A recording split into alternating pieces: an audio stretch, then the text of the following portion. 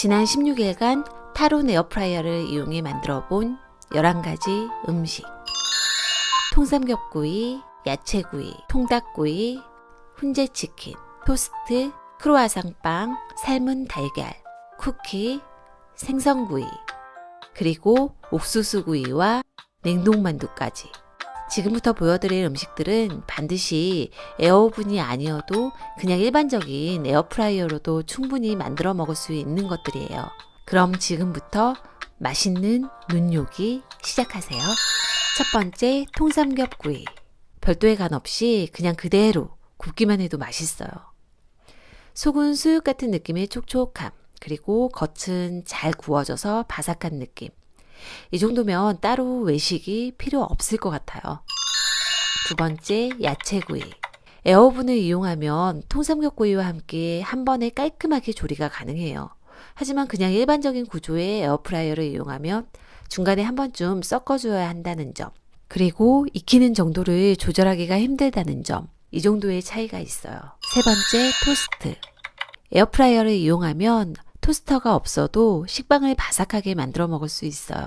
게다가 온도와 시간을 늘리면 마늘빵 같은 바삭한 식감이 만들어져요. 네 번째, 통닭구이. 면이 바삭한 식감을 원하는 경우에는 10분 정도 더 돌려주세요. 목표는 최대한 간편하게 만들기. 우유에 30분간 담가서 비린내를 제거하고 닭 속에 밥을 넣어준 후에 닭 표면에 오리엔탈 소스를 조금 발라주면 끝. 편의상 따로 다리를 묶어주는 작업 없이 그냥 바로 로티세리 꼬챙이에 꽂아서 돌려보았는데 30분 후에 이런 모습이었어요. 겉으로는 타 보이지만 탄 맛은 하나도 나지 않는 맛. 참고로 밥은 넣지 않아도 될 것 같아요. 누룽지 닭이 됐으면 하는 마음에 넣었는데 그냥 처음에 넣었던 밥과 크게 차이가 없었어요. 다섯 번째, 훈제치킨. 그냥 통닭구이용 생닭을 큰 조각으로 자른 후에 간장과 굴소스 그리고 올리고당을 섞어서 만드는 양념을 닭 표면에 발라준 후 190도에 30분을 설정하고 돌려주었어요. 그랬더니 이런 느낌? 하지만 위아래 두 판을 한꺼번에 돌리면 아래쪽 판의 닭들은 이런 상태가 되기 때문에 먼저 위쪽에 잘 익은 닭들을 한번 뒤집어 준 후에 그 위에 다시 아래쪽에 잘 익지 않은 닭들을 뒤집어서 올려준 후 추가로 190도에 10분을 더 돌려주었어요.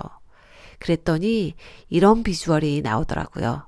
맛있는 것은 물론이고 맥주를 부를 정도의 꽤 훌륭한 맛이었어요. 여섯 번째, 크로아상 빵. 귀찮게 반죽할 필요 없이 그냥 생지를 이용했어요. 생지 아시죠? 미리 빵 반죽을 만들어서 냉동 상태로 판매하는 거. 이런 걸 보면 요즘 세상이 정말 좋아졌다는 생각이 들어요. 그냥 냉동실에 넣어두고 먹을 만큼만 꺼내서 실온에서 1시간에서 1시간 반 정도만 해동해서 에어프라이어로 돌려주면 언제든지 집에서도 갓 구운 빵을 맛있게 만들어 먹을 수 있어요. 비주얼도 이 정도면 훌륭하죠. 7번, 삶은 달걀. 에어프라이어 용량이 크면 장점이 여러 가지 음식을 한 번에 조리할 수 있다는 점이죠. 보통 집에서는 삶은 달걀이 먹고 싶어도 한두 개만 삶기가 아까워서 불필요하게 최소 3, 4개씩 삶게 되잖아요. 그런데 이렇게 아침 식사로 먹을 빵을 구우면서 옆쪽에 살짝 계란을 함께 놓고 구우니까 너무 편하고 좋더라고요. 8번, 쿠키. 쿠키 반죽도 생지를 이용했어요. 아이들과 함께 만들기 놀이를 해주려고 일부러 색이 알록달록한 클레이 쿠키 반죽을 이용했는데 아이가 정말 좋아하더라고요. 왼쪽은 아이가 만든 것, 오른쪽은 제가 만든 것이에요. 사실 쿠키를 만들어 본 건 이번이 처음이라 모양이 조금 형편없지만 그래도 아이들과 함께 할 수 있는 하나의 좋은 놀이거리가 되는 것 같아요. 9번째, 생선구이. 생선을 구울 때 냄새가 어느 정도 나는지를 살펴보기 위해서 일부러 냄새가 많이 나는 고등어와 꽁치를 구워보았어요. 먼저 비린내를 없애기 위해 고등어와 꽁치를 쌀뜨물에 10분 정도 담가둔 후에 소금 간만 살짝 해서 10분 정도 두고 바로 에어프라이어에 넣고 돌려보았어요.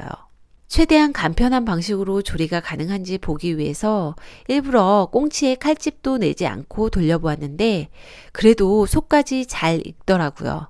그리고 에어프라이어로 생선구이를 하면 장점이 프라이팬에 굽는 거에 비해 집안에 연기가 생기지 않고 냄새도 상대적으로 더 적게 난다는 점이에요.